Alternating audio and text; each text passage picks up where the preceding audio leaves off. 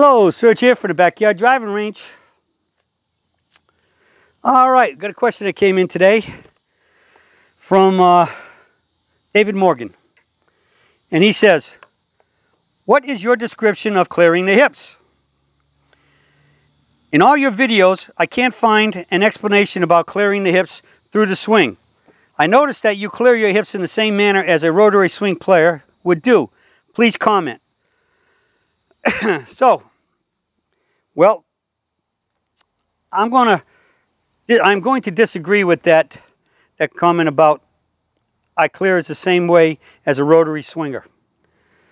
Eventually we clear as a rotary swinger, but a rotary swinger basically is what you would call a rotational swing, and there's all different versions of it out there.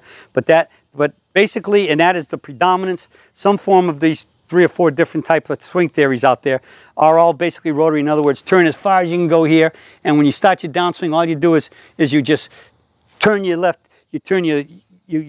many of them actually teach, have your hip turn and straighten your leg up, and so it helps turn your body faster and pulls your arm through, and then they all got you swinging over there someplace. Just look at Tiger Woods, how many knee surgeries and how many back surgeries as he has. And I predicted his problems all the way back in 1999 when I saw him starting to do this. When he came out on tour, he had more of what we do, which I'm going to get to in a minute to answer that question for David. So up here, they just want that. First move is just everything just goes, pulls the hands and arms back and front, and then they just swing through. And in many cases, they want you having the hands ahead of the golf ball in impact, and you're holding on like that. What do we do? Well,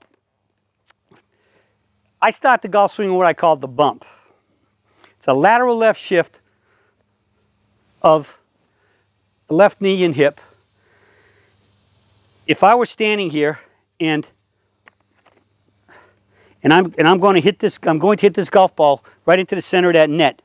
When I make my very limited turn, my knee might move just a little bit, no more than about 1 inch or so. All right?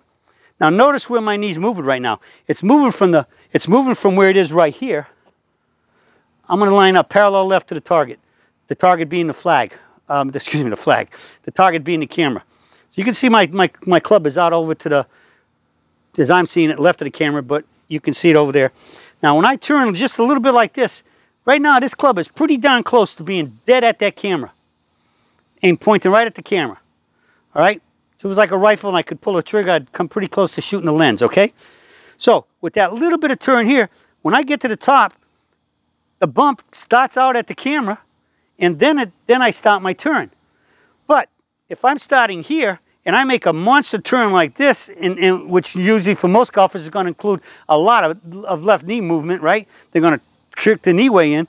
Now look where my shoulders and look where this club is. And then they're just going to go what? They're going to go like that. To try to snap everything to the left and pull it and go to the left. So again, as you can see, if I just do the little bump, the bump goes this way and that way, okay? Whereas compared to, I make the big turn and I just go like this, and look where the club's going to go. So the bump is a lateral left move. It's a lateral left move bump, which does what? The initial bump actually has the head go back just a fraction at the top, and it has the spine tilt back a little bit. So we're actually staying behind the ball, approaching the ball at impact. So when we finally reach impact, we will be basically left arm and shaft in line, as compared to when rotational people do it and they get like this, they're so far ahead of the ball, they got the hands leaning ahead, so they got this, what I call lag drag whole block type of thing.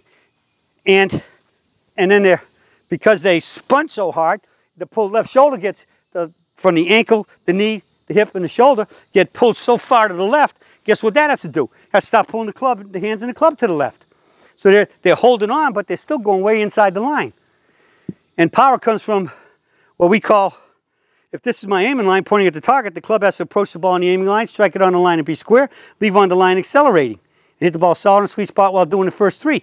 Well, if they're coming across this aiming line at impact, it could hit it in the center of the golf club, and it might be fairly solid, but it still won't have as solid a contact as a spot-on, dead-on line contact. And the ball's only on the club about 1/2 inch of movement. That's all you need to be there. But you can't ever be if you're rotating through the ball and the club is actually cutting across the line at the moment of impact. So we have the lateral left shift, the bump. Bing, bang. So when I'm coming up, I've made that very, very little turn. Bing it. I hit the bing. The bump goes from exactly where my knees have turned a little bit, from exactly where they've turned, and they bump, and then everything turns out of the way, and we finish on a flexed left knee with the weight rolled over to the outside edge of the foot, not a straight knee and a flat foot, and sometimes you're going to see those feet actually sliding a little bit. So that's how PPGS golf swing starts to bump. Okay? Hope this answers Dave's question, and I hope it clears things up with anybody else out there. But again, I think you find this in many places. Just Google anything on the site called a bump, and you're going to get all of this. And it's on everything I've ever written. It's in the foundations manual, everything else. So we start the bump and then we rotate, but the rotation is much more subtle because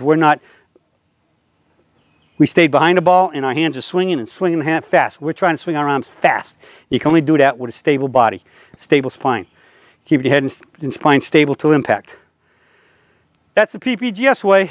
I think all of you know that's the way to hit it more solid straight and definitely longer and shooting those lower scores and being that body-friendly swing. That's it for today, and I'll be speaking with you all again soon.